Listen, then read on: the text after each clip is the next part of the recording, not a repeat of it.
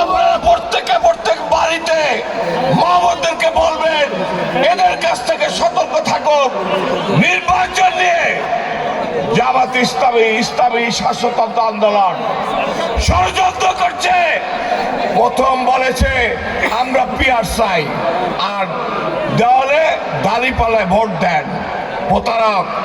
আরেকটি ইসলামী শাসনতন্ত্র আন্দোলন ফ্যাসিস্ট সরকারের বড় দালাল,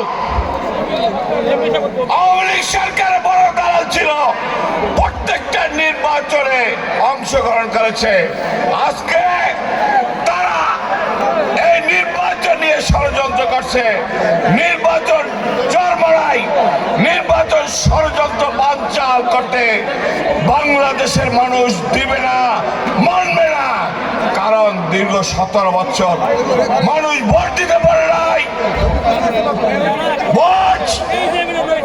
ভোট নষ্ট করেছে ফ্যাসিস্ট সরকার।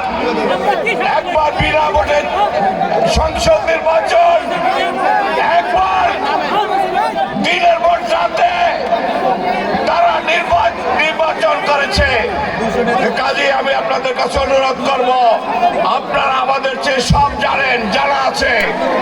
আমি আবারও তারেক রহমানের আহ্বান জানিয়ে ধারের ঐক্যবদ্ধ হয়ে ধারের শীষে ভোট দিবেন এই আহ্বান জানিয়ে আমি আমার বক্তব্য শেষ করছি।